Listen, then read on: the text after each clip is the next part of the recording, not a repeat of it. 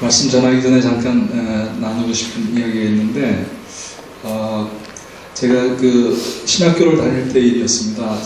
제가 그 4년 동안 그 신학교에서 그 도서실에서 아르바이트를 했어요. 근데 그 알바하고 있을 때 거동이 불편해 보이시는 한 나이 지극한 한 할머니께서 도서실에 자주 오셨습니다. 이분은 그 도서실에 들러서 거의 하루 종일, 주말 같은 경우에는 굉장히 오랜 시간을 도서실에서 시간을 보내고 계셨습니다. 근데 마침 또 제가 그 도서실에서 일하고 있을 때에 굉장히 날도 춥고 눈이 많이 오는 날씨였는데 이분이 어렵게 오셨는데 이분이 이제 제가 일하는 책상 가까이 오셔서 저에게 말을 걸어오셨어요. 전공이 무엇이냐고 물으시고, 또 어떤 일을 하기를 원하냐, 뭐 이런 이야기들을 나누면서 저에게 말을 거셨습니다. 저는 이곳에서 이제 MDB를 하고 있고, 거의 마지막을 향해서 가고 있다고 말씀드렸습니다. 근데 이 할머니께서 간절한 눈빛으로 저에게 부탁할 말씀이 있으시다고 얘기하셨어요. 그것은 무엇이냐면, 졸업을 하고 앞으로 이제 목회 자리가 됐든 어디에 갔든 설교하게 될 기회가 있을 텐데, 반드시 설교하게 되면은 예수님과 그분의 십자가를 전하라고 부탁을 하는 것이었습니다. 이분이 너무 진실하게 저한테 이렇게 부탁을 하셨기 때문에 그분이 이제 제 책상을 떠나서 자기 자리로 들어가신 다음에도 한참 동안 제가 그 책상에서 그 밖에 창을 바라보면서 그 다짐을 했던 기억이 납니다. 오늘 제가 여러분과 나눌 말씀도 예수님에 관한 이야기입니다. 여러분들 모두가 이제 예수님이 이 땅에 오신 대강절을 지나가고 있는데, 예수님이 왜 이 땅에 오셨는지 다시 한번 또 생각하는 그런 시간이 되었으면 좋겠습니다. 여러분들 가지신 성경 히브리서 2장 8절에서 10절까지 말씀입니다.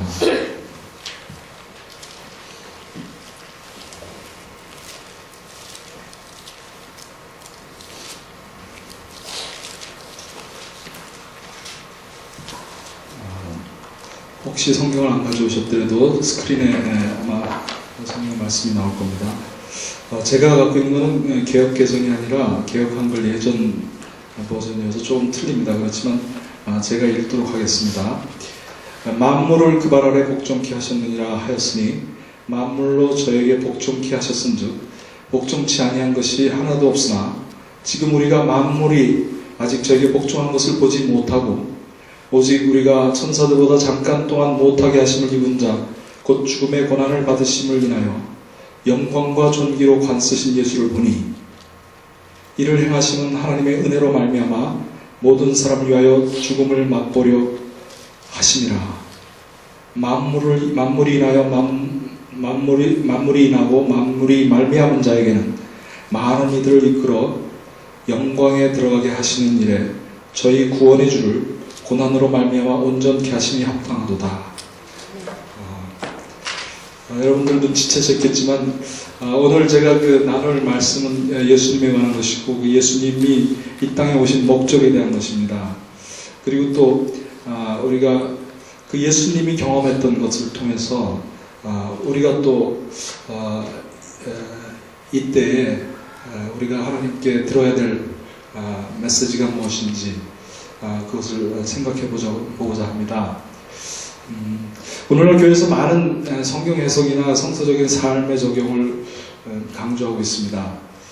특히 이 서양교회, 제가 예배드린 서양교회에서 말씀이 매주 선포되는데, 많은 부분이 이제 실용적인 그런 말씀들을 많이 이야기합니다.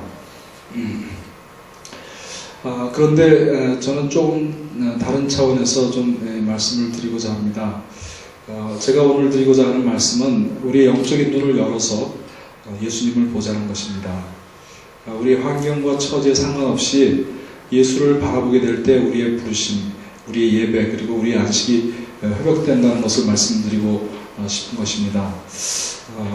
성경에서 그 본다라는 것은 본다라는 단어는 매우 중요합니다. 특별히 본다라는 단어를 많이 사용하는 것이 이제 요한복음인데 그 요한의 언어에서 보다라는 것은 그 알다, 믿는다 이런 뜻과 동일합니다. 근데 이 히브리서에서도 이 믿음에 관해서는 어떤 보지 못하는 것들의 증거라고 밝히고 있습니다. 우리가 보는데 여러 가지를 사용하죠. 우리의 눈으로 보는, 직접적으로 우리의 신체 부위, 우리의 눈으로 보는 것이 있고, 또 우리의 눈에는 보이지 않지만 우리의 마음으로 볼 수 있는 차원이 있습니다. 이것은 우리의 생각을 담고 이렇게 보는 것인데, 뭐 맛을 본다든지, 친구에게 나를 좀 봐달라고 한다든지, 이런 것들은 어떤 우리의 육안으로 보라는 것이 아니죠. 또 한 가지 제가 알고 있는 보다라는 것은 이 불교 신자들은 여기 안 계시지만 불자들이 이렇게 관음이라는 것을 얘기해요. 관음이라는 것이 무엇이냐면 소리를 본다 이렇게 얘기합니다. 그런데 이렇게 볼 수 있는 것은 마음을 비워야지 볼 수 있다라고 이야기합니다. 마음을 비워야지 볼 수 있는 것은 대부분의 많은 종교들이 이야기하고 있는 내용과 또 동일합니다. 그러나 우리가 볼 수 있는 눈은 좀 더 다른 것 같아요. 우리는 누군가가 우리의 마음을 차지해야지만 볼 수 있는 영안이 있습니다. 그 누군가는 바로 사랑이신 하나님이 우리 마음을 꽉 차지하고 있을 때 우리가 볼 수 있습니다. 하나님이 우리 안에 꽉 차 있을 때 우리가 볼 수 있는 것은 예수님이 우리에게 믿음을 가르치실 때가 보았던 것처럼 너희들이 겨자씨만한 믿음이 있으면 이 산을 들어 바다에 던지우라 하면 그대로 될 것이다. 이런 차원도 사실은 우리의 어떤 육안이나 우리의 마음의 눈으로는 볼 수 없는 것이죠. 그렇지만 우리의 영의 눈으로 우리가 볼 수 있는 것입니다. 근데 일반 사람들도 이런 것들을 경험한 사람들이 있는 것 같아요. 그 중에 대표적인 사람이 아인슈타인이라는 과학자입니다. 이 20세기를 변화시킨 가장 중요한 인물로 한 사람을 꼽으라고 하면 아인슈타인이라고 해요. 아인슈타인이 보았던 것은 무엇이냐면 이 사람이 연구하고 발표한 모든 것이 상대성 이론이라는 것인데, 상대성 이론이라는 것은 우리가 지금 4차원의 공간 속에서 살고 있는데 이 4차원의 공간은 시간의 차원을 포함한 것입니다. 그런데 이 시간의 차원이 빛의 속도 이상으로 우리가 갈 수만 있으면 시간이 점점 줄어들게 된다는 것입니다. 그래서 마치 궤도를 달리는 열차가 처음에 일정한 길이었다가 이것이 점점 빨라져서 이 빛의 속도보다도 더 빨리 달리게 되면 이 기차의 길이가 점점 줄어들게 됩니다. 그래서 마침내 시간 여행도 가능하게 된다는 그런 이야기를 하게 되는 것입니다. 시간뿐 아니라 공간의 축약도 가능합니다. 우리 무협지나 이런 거 보면 축지법을 쓰잖아요. 근데 이 사람이 이론적으로 산술적으로 수학적으로 계산해낸 것이 바로 이 상대성 이론인데 상대성 이론에 따르면 우리가 보이지 않는 차원의 것을 이렇게 이야기하고 또 볼 수가 있게 됩니다.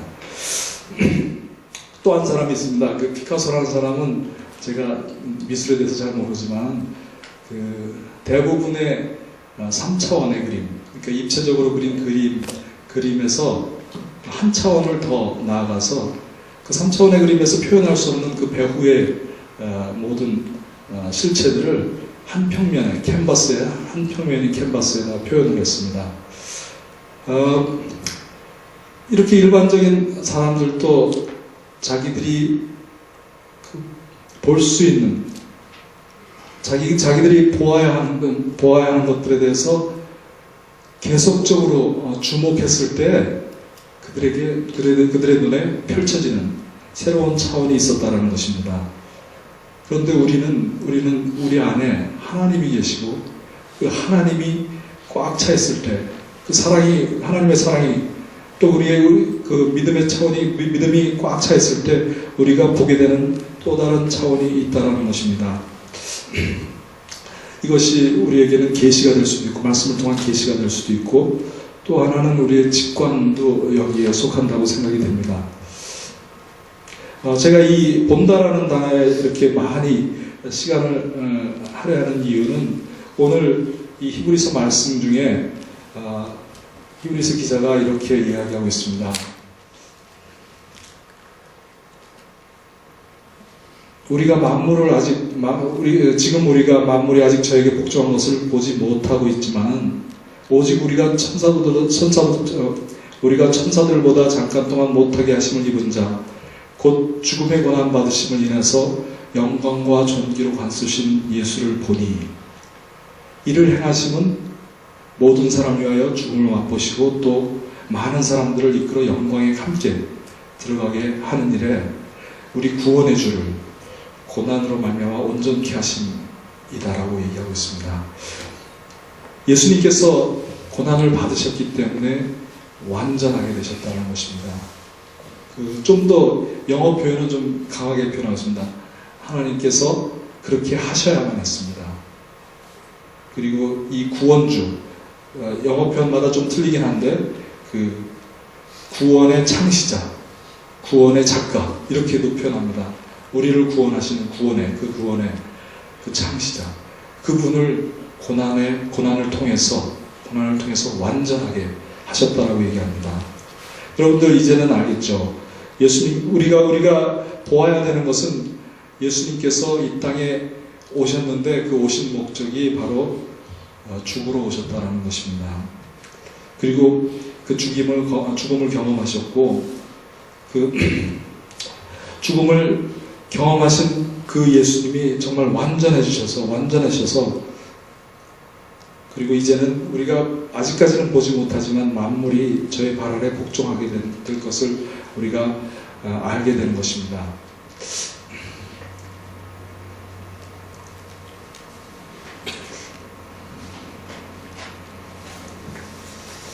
이렇게 주님의 목적이 우리를 인도해서 우리로 영광에 들어가게 하기 위함이라고 이야기하고 있는데 우리의 삶의 목적은 어디인지 다시 한번 생각해 봐야 할 것 같습니다. 그분의 목적이 우리가 되셨다 그러면 우리의 목적 역시 그 주님이 되어야 되는 것이 맞다라고 생각합니다. 그리고 성경은 이렇게 얘기합니다. 그분이 우리와 같이 되심은 우리로 당신과 같게 되게 하기 원하셨기 때문이라고. 또 빌립보서 2장 5절에는 이렇게 얘기하고 있습니다. 또 그분이 하나님과 동등됨에 집착하지 않으시고 당신을 비워서 우리와 같게 되심은 우리도 당신과 같게 되게 하사 우리에게 정말 그 신령한 삶을 함께 나누게 하려 하심이라고 얘기하고 있습니다. 이 일은 그런데 이렇게 이 성경에서 말하는 이 차원의 일들이 우리 안에 가장 선명하게 보이게 되는 것은 언제입니까? 이 히브리서 오늘 우리가 읽었던 2장 8절에서 10절 말씀 가운데 그 고난을 통과하셔야만 했고 그 죽음의 고난을 지나셔야만 했던 예수님이 가장 선명하게 보여지는 것은 우리도 그와 같은 고난 가운데 있을 때 아마 가장 선명하게 보여진다고 생각됩니다. 그것이 우리에게 죽음과 같은 어떤 그 고통이 될 수도 있고 육신적인 고통이 될 수도 있고 또 혹은 물리적인 기근이 다가올 때일 수도 있습니다.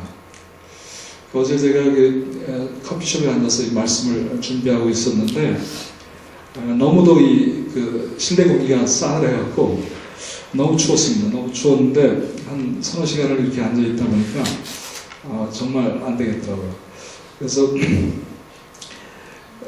잘 써지지도 않고 그래서 이제 끄적거리기 시작했습니다. 이제 뭐 노트에다가 끄적거리기 시작했는데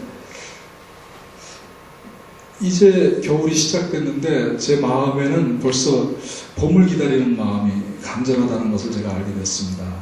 그리고 그 봄이 오면 연상되는 것이 데이지 꽃이었는데 그래서 끄적거리다가 한 가지 이렇게 적어봤습니다. 이 데이지 꽃은 제가 생각하기에 그 하늘과 땅 그리고 들풀과 가장 잘 어울리는 꽃이라고 생각되는데 예전에 그 장광희 형제님께서 이 데이지 꽃을 참 잘 그렸었던 걸 기억해요. 근데 이제 그 데이지 꽃을 볼 때마다 생각나는 것은 그 꽃잎이 해바라기처럼 이 하늘을 향해서 이렇게 열려 있다는 것이죠. 그래서 제가 이 봄을 기다리면서 제 마음에 겨울이 이렇게 막 이렇게 스며드는데 제 마음이 봄을 기다리면서 봄을 또 고대하면서 이렇게 막 그 데이지를 생각하고 하는 게 정말 신기했습니다. 이렇게 적었습니다. 하얀 꽃잎이 하늘을 향해 뿜어내고 하얀 꽃잎을 하늘을 향해서 뿜어내고 무언가를 말하고 있는 너의 노란 가슴은 풀들의 소식을 담고 있어서 아름답구나. 너의 끊임없는 이야기는 파란 하늘로 너를 품게 만들고 점점점 벌써 들풀처럼 피어날 너의 얼굴이 그립구나. 이렇게 썼어요. 데이지가 막 그리워지는 거예요. 우리가 추운 겨울에 더 봄을 고대합니다. 막상 봄이 오면은 사실은 막 그 알러지가 일어나고 고생할지라도 추운 겨울에 오히려 더 봄을 기다리게 됩니다.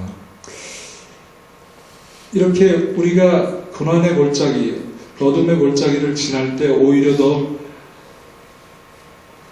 예수님이 우리에게 더 선명하게 다가오고 그리고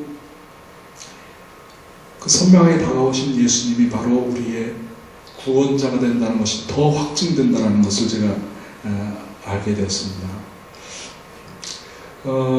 그러면서 요즘에 제가 하나님 앞에 푸념하고 있는 모습, 그런 시간들에 대해서 생각하게 되었습니다. 하나님 앞에 기도는 하지만 변화하지 않는 현실에 대해서 굉장히 짜증이 나 있었습니다. 아마도 그 베데스다 연못가에서 38년 된 병자 역시 같은 마음이었을 거라고 생각이 됩니다. 그런데 우리 주님으로부터 38년 된 그 병자가 들었던 말씀은 내 자리를 들고 일어나라, 이런 말씀이었습니다. 제가 어떤 물리적인 기근이나 고난이 올 때마다 생각나는 것은 이것입니다. 내 자리를 들고 일어나라. 성경에도 많은 믿음의 선배들이 기근이 왔을 때 그 자리를 떠난 것을 제가 기억합니다. 가장 먼저 생각나는 것은 아브라함이었고, 아브라함이 그 창세기 보면은 자기 가뭄을 피해서 그랄 땅으로 내려가지 않습니까? 그리고 또 그 아들 이삭도 마찬가지였고요. 그리고 야곱도 130세 되는 해에 그 요셉의 청을 받아서 이제 그 애굽 땅으로 내려가고 있습니다. 그 이유는 뭐냐면 그가 당한 기근 때문이었습니다. 어떤 우리의 상황이 어떤 고통이나 그 물리적인 기근이나 아니면 이 정말 영적인 가뭄이 심하게 들었을 때 우리는 잠시 그곳에서 이사하게 되는 것이 맞다라고 생각이 됩니다. 우리가 그 가뭄을 피해서 이사하게 될 때 하나님은 우리에게 새로운 약속을 주신다는 것이 저의 경험입니다. 그리고 또 성경에서 말하는 것이기도 합니다. 성경에서 야곱이 그 130세에 애굽으로 내려갈 때 다시 한번 하나님께서 브엘세바에서 나타나셔서 이렇게 얘기하시죠. 너 두려워 말아라. 야곱아 하면서 너 두려워 말아라. 내가 너와 함께 있을 것이다. 너가 큰 나라가 될 것이다. 이런 약속들을 주십니다. 우리가 비록 그 기근이 무서워서 고통이 힘들어서 피하고는 있지만 그 자리에 하나님은 반드시 오셔서 자신을 보이시고 우리에게 그 음성을 들려주신다는 것입니다. 저에게도 그런 경험이 있었습니다. 10년 전에 저희가 물리적인 기근을 피해서 이 토론토를 떠난 적이 있었습니다.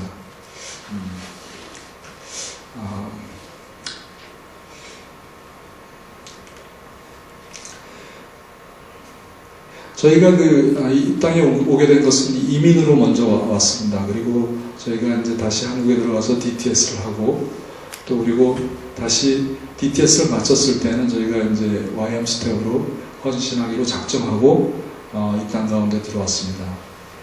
그런데 저와 선민자매 안에 묵계적으로 약속된 것이 있었는데 우리는 뭐냐면 언제고 떠날 준비를 하고 있자라는 것이었습니다. 그래서 남들이 다 오자마자 마련하는 집도 마련하지 않고 그냥 렌트로 살기로 작정했습니다. 근데 이제 한 3년이 지나니까 저희가 그 이후에는 저희가 집을 마련하면 다운페이 하게 되는 돈이 아무것도 없었기 때문에 그 이후에는 자연스럽게 렌트를 살게 되었죠. 그렇지만 저희 마음의 한 가지 생각은 항상 We are ready to go 이렇게 그런 마음을 갖고 지난 15년을 이곳 토론토에서 있게 되었습니다. 가끔은 이제 샤워할 때 그런 생각을 해봅니다. 이 따뜻한 물에서 샤워하는 제 자신이 얼마나 감사한지. 제가 선교에 헌신하고 하나님 내 일생을 주님께 드립니다라고 위탁했을 때에는 제가 그때 들었던 선교사의 삶은 선교지의 상황은 아주 추운 겨울에도 따뜻한 물로 샤워할 수 없고 그런 상황이었습니다. 마찬가지로 지금 현근 형제나 예수자매도 사실은 그런 상황에서 그 땅 가운데서 선교를 하고 있죠. 그래서 가끔씩은 따뜻한 물에 샤워하는 제 자신이 감사한 적도 있었고 했었습니다. 그렇지만 한 4년째 되는 해에 더 이상 제가 견딜 수가 없었습니다. 그때 마침 DTS 과정 할 때 동기들과 약속했던 IBC 생각이 났습니다. IBC라는 것은 성서적인 상담학교 초급 과정인데 당시에 저희 안에는 편도 그러니까 원웨이 티켓도 살 수 없는 그런 상황이었습니다. 저희가 가고자 한 것은 스위스에 있는 로잔이라는 도시였는데 어쨌든 우리가 기도하면서 가기로 결정하고 기도하면서 하나님께 구했었습니다. 그리고 우리가 어떤 그 당시에 저희들에게 찾아왔던 물리적인 기근을 피해서 새로운 곳으로 3개월 동안 가 있게 되었습니다. 오직 한 가지 기도 제목을 갖고 저는 스위스 산속에 들어갔었습니다. 저의 기도 제목은 무엇이냐면 나의 헌신에 대해서 하나님의 확증이 필요합니다.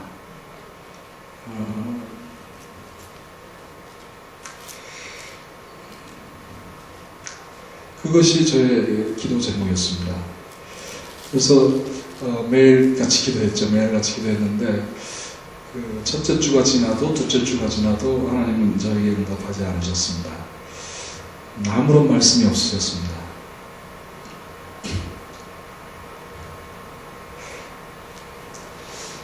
그런데 코र्스가 끝나는 마지막 주간에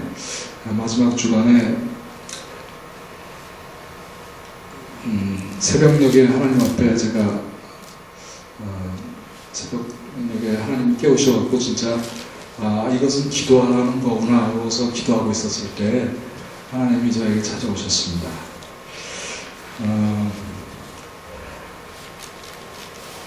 그때 제가 듣게 된 하나님의 음성은 딱 하나였습니다. 내가 너를 사랑한다. 근데 저의 기도 제목은 변하지 않았었습니다. 아니요, 저는 그게 필요 없고요. 제게 사역에 대한 어떤 확증을 주십시오. 재정도 저에게 필요하고 이런 확증이 없으면 제가 돌아가지 못하겠습니다. 그때 두 번째 하나님이 말씀하셨습니다. 내가 너 사랑한다. 아니요, 하나님. 저는 그 말이 필요한 것이 아니라, 하나님, 저에게 이 사역, 그리고 하나님께서 내게 헌신하라고 하신 그곳에서의 내가 사역할 수 있는 그 확증이 필요합니다. 그때 세 번째 하나님께서 다시 말씀하셨습니다. 내가 너를 사랑한다. 하나님이 분명하게, 아주 선명하게 저에게 그렇게 그 음성을 들려주셨습니다. 근데 그 세 번째 그 하나님의 사랑 고백을 듣는 순간에 제가 무너져 내렸고, 그것은 사실은 모든 저의 기도 제목의 확증이었습니다. 하나님이 나를 사랑하시는데 내가 무엇을 구하고 있는가? 눈에 보이는 것? 말도 안 되는 것이었습니다. 하나님이 나를 사랑하시는데.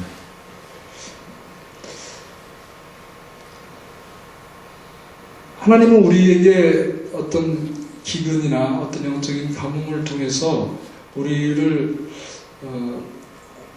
이사하게 하시고 또 이민을 가게 하실 수도 있고 또 어떤 선교지로 나가게 하실 수도 있는데, 분명히 하나님은 그 안에 계획을 갖고 계십니다.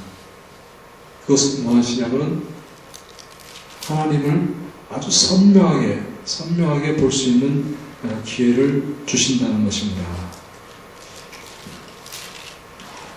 이것은 저의 경험이기도 하지만 아마 여기 앉아 계신 많은 분들이 경험한 경험이기도 할 것입니다. 우리 찬영 형제가 예전에 나누셨던 것처럼 그 재정의 어떤 곤란을 겪고 있을 때 그 스바냐서 3장의 말씀으로 회복해 하셨던 것처럼 우리 모두가 정말 들어야 되는 말씀이고 또 우리가 보아야 될 그 예수님이신 겁니다.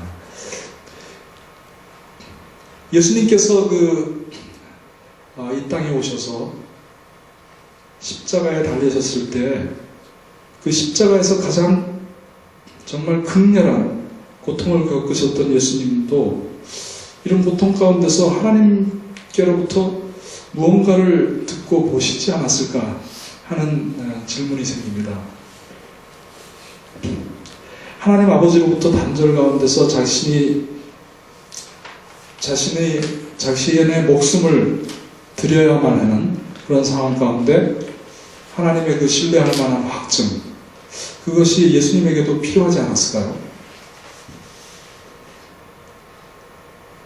근데 우리가 성경에서 보는 것은 예수님께서 십자가에서 하신 7가지의 말, 가상 7원이었죠. 그 중에 마지막은 이제 엘리 엘리 라마 사박다니, 나의 하나님 나의 아버지여 어찌하여 나를 버리셨나이까. 이 고통, 그 처절한 버림, 그리고 고독, 완전한 외면을 우리가 다 이해할 수는 없습니다. 그렇지만 이 절규 속에서 예수님은 아버지, 그 아바에 대한 신뢰, 그리고 확신, 그 희망을 잃었던 흔적은 우리가 찾아볼 수가 없습니다. 예수님의 그 침 묻은 얼굴, 피에 젖은 몸, 그리고 나무에 못 박혀 벌거숭이로 달려있는 그 예수님에게 아버지가 무언가 말씀하시지 않았을까요? 이 예수님의 고통 가운데서 하나님께서 선명하게 보여주셨던 것, 말씀하셨던 것이 무엇일까 하고 누가복음을 35년 동안 연구한 프랑스의 성경학자가 있었습니다. 피에르 보노아라는 사람인데 예수님의 순환과 죽음에 대해서 특별히 성경을 연구하고 또 묵상했던, 또 기도했던 그런 학자였습니다. 이 보노아가 마침내 그분의 확신 가운데 예수님이 들었던 음성이 이것이다 라고 이야기하는 부분이 있었습니다. 저도 동감합니다. 그것은 아가서 2장 10절에서 14절 말씀이었다고 확신이 됩니다. 나의 사랑하는 자가 내게 말하여 이르기를 나의 사랑 내 어여쁜 자야 일어나서 함께 가자. 겨울도 지나고 비도 그쳤고 지면에는 꽃이 피고 새가 노래할 때가 이르렀는데 비둘기의 소리는 우리 땅에 들리는구나. 무화과 나무에는 푼 열매가 익었고 포도나무는 꽃을 피워 향기를 토하는구나. 나의 사랑 나의 어여쁜 자야 일어나서 함께 가자. 바위튼 낭떠러지 은밀한 곳에 있는 나의 비둘기야 내가 내 얼굴을 보게 하라. 내 소리를 듣게 하라. 내 소리는 부드럽고 내 얼굴은 아름답구나. 제가 이제 여기 앉아 계신 분들이 어떤 상황에 있는지 알지 못합니다. 그렇지만 우리가 지나는 그 어둠의 골짜기가 깊으면 깊을수록 그 하나님의 은혜의 강물은 더 크게 흐른다는 것입니다. 이런 변하지 않는 진리가 만약 우리가 그 어떤 물리적인 기근이나 고난 가운데 있다면은 그 고난을 통해서 더욱더 확증된다는 것입니다. 오늘 히브리서 기자가 이렇게 얘기하고 있죠. 죽음의 고난을 받으신 예수께서 영광과 존귀로 관쓰신 것을 보니 영광과 존귀로 관쓰신 예수를 보니 이렇게 이야기하고 있습니다. 우리가 어떠한 고난이라도 그 예수님의 그 고통과 고난에 비교할 수 없죠. 우리가 어떤 어려움이라도 우리가 지나는 어떤 그 어두움의 그 골짜기라도 그 예수님과는 비교할 수 없겠죠.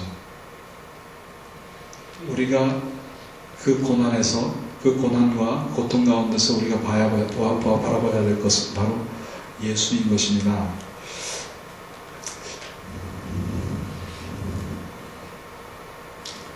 이 히브리서 저자는 우리가 알 수 없지만 그 수신인들은 우리가 정확하게 압니다. 그 유대교 초기에 그 유대인들을 중심으로 해서 그 유대교를 나왔던 그 유대 그리스도인들이 그 수신자이고 저들이 그 아주 그 커다란 핍박 가운데 있었다고 합니다. 그것은 이방인들이 핍박을 하는 것이 아니라 바로 자기들이 출교한 그 유대인들이 이 그리스도인들을 유대 그리스도인들을 핍박했다는 것입니다. 그 핍박이 얼마나 셌냐면 바로 우리가 사도행전에서 보았듯이 그 스데반을 돌로 쳐 죽이는 정도로 그렇게 아주 악랄한 그 핍박 가운데서 히브리서 기자는 이 초대 그리스도인들에게 격려를 하기 위해서 이 말씀을 기록한 것입니다. 너희가 예수를 깊이 생각해라. 그리고 잠시 동안 죽음의 고난을 받으시고 영광과 존귀로 관쓰신 예수님을 보아라. 이렇게 권면하고 있는 것입니다. 우리에게 영적인 가뭄이나 기근이 올 때 또 그 어떤 위로와 우리에게 또 확증이 되는 것은 오직 죽음의 고난을 통과하신 예수뿐입니다. 우리가 고난을 피해서 잠시 이사할 수도 있고 또 우리가 그 고난을 통과하면서 하나님께 드려야 될 것, 우리가 보아야 될 것, 그것은 바로 예수인 것입니다. 왜냐하면 예수님은 하나님의 가장 큰 사랑의 메시지인 것이고 또 격려의 메시지인 것이기 때문입니다.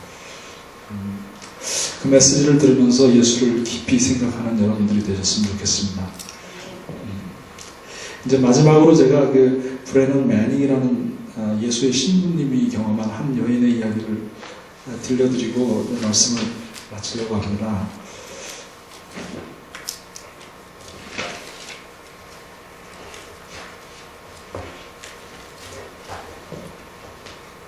뉴올리언스로 이사 온 뒤에 나는 미국 유일의 나환자 요양소에 깊이 관여해 왔다.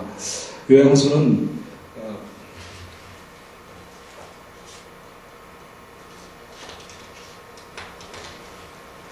베턴 루지에서 남서쪽으로 30km쯤 멀리 떨어져 있는 곳이었다. 그곳에 가면 나는 방마다 돌면서 한센병 환자를 방문한다. 한 번은 전문 계단을 올라가고 있는데 간호사 한 명이 달려나오고 있었다. 브렌은 빨리 와서 열린다를 위해 기도해 주시겠어요? 죽어가고 있습니다. 2층 열린다의 병실로 올라가서 침대 맡에 앉았습니다. 열린다는 37세의 여자였습니다. 5년 전 한센병에 시달리기 전까지만 해도 그녀는 틀림없이 하나님이 지으신 최고의 미인 축에 들었을 것입니다. 그냥 귀엽거나 예쁘다거나 매력적인 여자라는 말이 아닙니다. 남녀 불문하고 길 가던 사람들이 걸음을 멈추고 쳐다볼 만한 그런 눈부신 미모를 가졌었습니다. 사진 속에 열린다는 내가 여태까지 본 가장 크고 매혹적인 투명한 갈색 눈을 하고 있었습니다. 정교하고 깎아낸 듯한 얼굴에는 광대뼈가 도드라지고 긴 갈색 머리칼은 늘씬한 허리까지 흘러내리고 가슴은 완벽하게 균형이 잡혀 있었습니다. 그리고 그건 사진 속에 머물러 있는 모습이었습니다. 지금은 한센병으로 그 코가 납작하게 피었고 입은 잔뜩 일그러졌고 귀는 둘 다 부풀어 올랐습니다. 양손 모두 손가락이 하나도 없고 그냥 작고 뭉퉁한 살덩어리였습니다. 한센병에 걸리면 우선 사지 끝인 발가락과 손가락이 감각을 모두 잃습니다. 나 환자는 뜨겁게 달궈진 난로에 손을 대도 아무런 느낌이 없습니다. 그것이 흔히 괴조로 이어져서 결국은 몸을 절단해야 합니다. 열린다의 손 역시 그냥 작고 뭉퉁한 살덩어리였습니다. 한센병에 따라다니는 사회적 오명 때문에 그녀는 2년 전 남편에게 이혼을 당했습니다. 전 남편은 16살과 14살 된 두 아들에게 다시는 엄마를 찾아가지 못하게 이야기했고, 그리고 또 그는 알코올 중독자에다 감정 기복이 심한 폭력적인 아버지였기 때문에 이것이 무서워 두 아들은 순순히 시키는 대로 했습니다. 그 결과 열린다는 버림받은 여자로 슬슬이 죽어가고 있었습니다. 나는 열린다에게 기름을 붓고 함께 기도하기 시작했습니다. 기름병에 뚜껑을 닫으려고 몸을 돌리니 실내에 찬란한 빛이 가득했습니다. 병실에 들어올 때는 밖에 비가 오고 있었습니다. 나는 굳이 올려다볼 것도 없이 말했습니다. 아버지요, 햇살을 감사합니다. 열린다에게 힘이 될 것입니다. 다시 열린다를 보니 얼굴이 산 위의 강렬한 햇빛 같았습니다. 그녀의 얼굴에서 말 그대로 천갈래 광선이 뿜어나오는데 어찌나 눈부신지 내 눈을 가려야만 했습니다. 내가 말했습니다. 열린다, 아주 행복해 보이네요. 그녀는 약간 멕시코향으로 말했습니다. 신부님 정말 행복해요. 내가 다시 물었습니다. 왜 그렇게 행복한지 말해주실래요? 그녀가 말했습니다. 네, 예수님의 아버지께서 방금 제게 그러셨어요. 저를 오늘 집으로 데려가시겠다고요. 내 뺨에서 흘러내리는 눈물이 지금도 기억에 선명합니다. 한참 있다가 내가 예수님의 아버지께서 정확히 뭐라고 말씀하시더냐고 물었습니다. 열린다는 이렇게 말했습니다. 나의 사랑, 나의 어여쁜 자야, 일어나서 함께 가자. 겨울도 지나고 비도 그쳤고 지면에는 꽃이 피고 새가 노래할 때가 일어났는데 비둘기의 소리가 우리 땅에 들리는구나. 나의 사랑, 나의 어여쁜 자야, 일어나서 함께 가자. 내가 내 얼굴을 보게 하라. 내 소리를 듣게 하라. 내 소리는 부드럽고 내 얼굴은 아름답구나. 나의 사랑, 나의 어여쁜 자야, 일어나서 함께 가자. 한센병에 걸린 그녀의 가녀린 몸은 6시간 뒤에 아바의 맹렬한 사랑 속으로 휩쓸려 올라갔습니다.